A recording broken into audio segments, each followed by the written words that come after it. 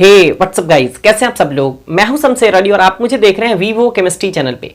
तो आज की इस वीडियो में हम लोग ये बात करने वाले हैं कि 11th क्लास की केमिस्ट्री जो 2 वॉल्यूम में मौजूद है, वॉल्यूम 1 में 7 चैप्टर पढ़ने हैं जबकि वॉल्यूम 2 में 7 चैप्टर पढ़ने हैं। टोटल मिला करके 14 चैप्टर 11th क्लास की केमिस्ट्री में पढ़ने हैं।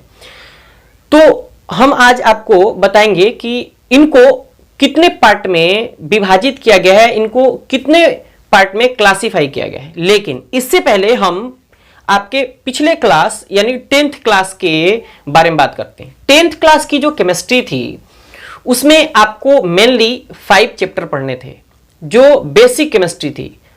केमिकल रिएक्शन एंड इक्वेशन, फिर एसिड बेस साल्ट, फिर मेटल नॉन मेटल, फिर कार्बन एंड इट्स कंपाउंड और उसके बाद periodicity and classification of element. ये मेनली आपको चैप्टर पढ़ने थे। तो उसमें जितने केमिस्ट्री के थोड़े थोड़े हिस्से हैं वे सब इंक्लूड करके और फिर आपके सिलेबस में इंक्लूड किया गया और आपको पढ़ाया गया और पूरी इंडिया में यही सिलेबस चलता है।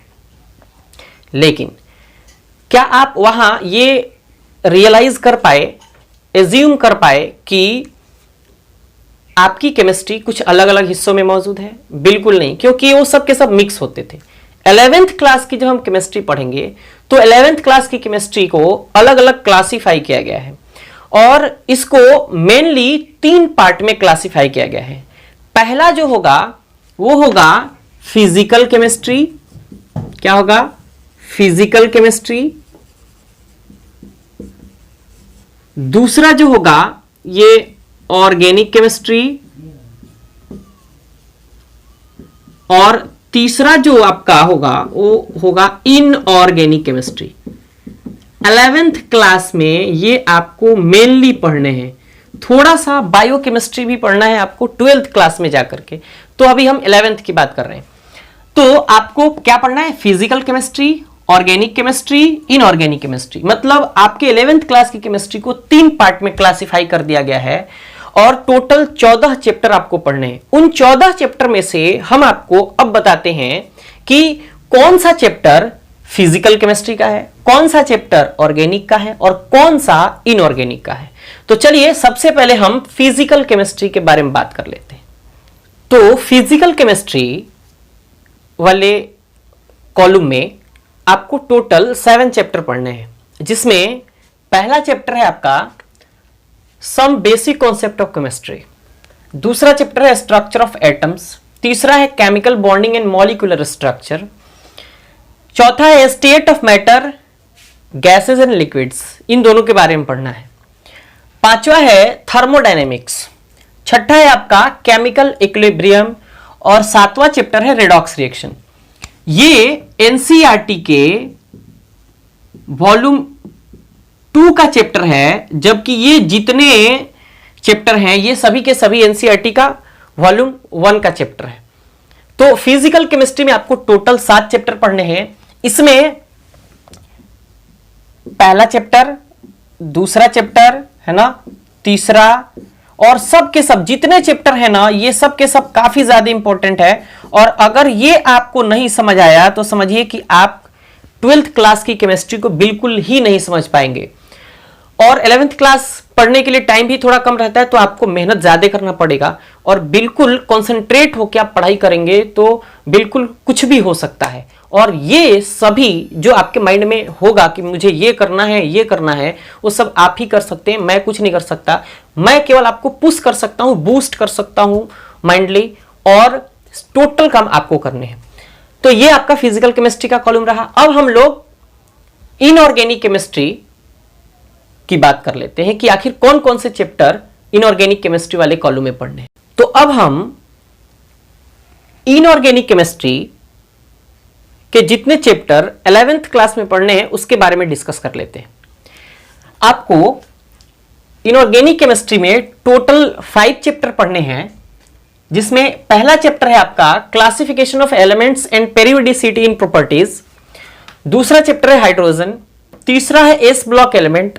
चौथा है पी ब्लॉक एलिमेंट और 5वां है इन्वायरमेंटल केमिस्ट्री।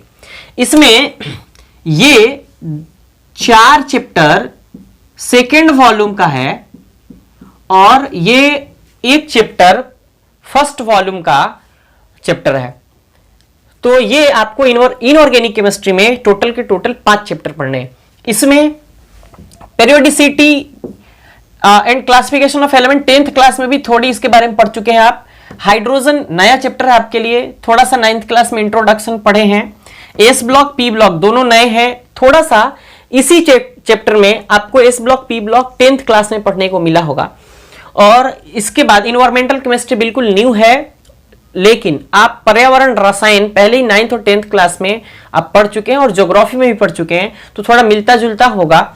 और ये काफी ज्यादा इंपॉर्टेंट भी है अपने लाइफ पर्पस के लिए, क्योंकि इस चैप्टर के माध्यम से हम जान पाते हैं कि आखिर इन्वायरमेंट को हम लोग कैसे हम लोगों को कैसे रखना चाहिए। इसी में थोड़ी ग्रीन केमिस्ट्री पढ़नी है, काफी इंटरेस्टिंग वो सब के सब पॉइंट हैं।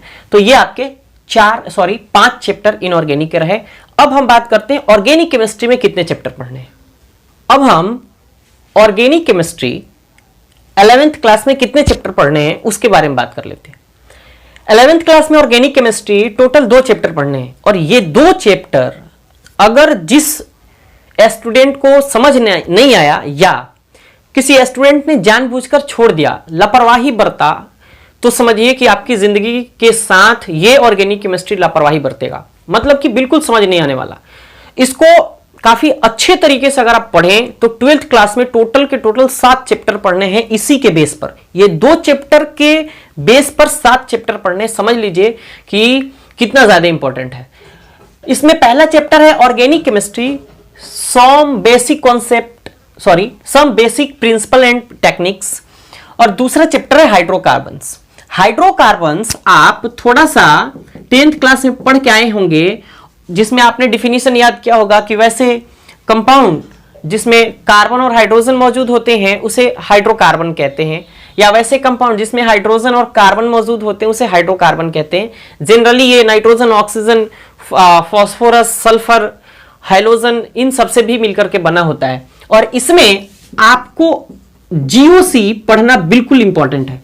अगर जीओसी आपने नहीं पढ़ा, मतलब जनरल ऑर्गेनिक केमिस्ट्री, दोनों चैप्टर में जनरल ऑर्गेनिक केमिस्ट्री मौजूद है, तो आपने जनरल ऑर्गेनिक केमिस्ट्री नहीं पढ़ा तो समझिए आपने कुछ भी नहीं पढ़ा ऑर्गेनिक केमिस्ट्री का। क्यों? क्योंकि अगर जीओसी नहीं पढ़े तो आपको कुछ समझ नहीं आने वाला।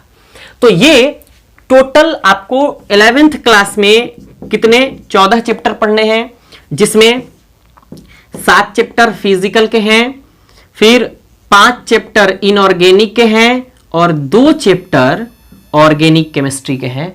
ये आपको पढ़ना पड़ेगा। फिजिकल समझ लीजिए कितने चैप्टर है, 7 चैप्टर। आपके पास टाइम कितना रहता है 10th का एग्जाम देने के बाद, लगभग अप्रैल तक तो खत्म ही हो गया, तो लगभग अब 8 महीने बचे हैं और आपको टोटल 14 चैप्टर पढ़ने हैं। तो आपको थोड़ा सा मेहनत करना पड़ेगा, मैं आपके साथ मेहनत करूंगा जितना हो सकता है। आप मुझे कमेंट करके बताइए कि मैं बिल्कुल जीरो से स्टार्ट करूं या डायरेक्ट 11th क्लास की केमिस्ट्री स्टार्ट कर दूं, some basic concept of chemistry से। और आपके कमेंट का इंतजार रहेगा मुझे, क्योंकि मुझे थोड़ी समझ आए कि आपकी केमिस्ट्री वीक है या स्ट्रांग है। तो अगर स्ट्रांग होगा तो मैं वहां से स्टार्ट करूंगा जहां से 11th क्लास की केमिस्ट्री कहती है, और अगर आपकी केमिस्ट्री थोड़ी वीक होगी तो हम बिल्कुल जीरो से स्टार्ट करेंगे। तो वीडियो कैसा लगा, और ये टोटल आपको 14 चैप्टर पढ़ने हैं, 7 फिजिकल, 5 इनऑर्गेनिक, 2 ऑर्गेनिक। तो कमेंट करके बताइएगा वीडियो कैसा लगा। और अगर आप चैनल पे नए हैं तो चैनल को सब्सक्राइब करके बेल आइकन को प्रेस कर लीजिए, क्योंकि 11th क्लास की केमिस्ट्री और 12th क्लास की केमिस्ट्री की डेली वीडियो अब आने वाली है। बिल्कुल अब देर नहीं होगी, बिल्कुल आने ही वाली है। डेली अपडेट अपलोड करूंगा मैं केमिस्ट्री की वीडियो। तो वीडियो अच्छा लगे तो वीडियो को लाइक करिएगा, अपने दोस्तों के साथ शेयर करिएगा, उन दोस्तों के साथ जो लॉकडाउन की वजह से अपनी सिलेबस कॉलेज या कोचिंग के माध्यम से स्टार्ट नहीं कर पा रहे हैं। तो मिलता हूं मैं नेक्स्ट वीडियो में, आशा करता हूं वीडियो अच्छा लगा होगा।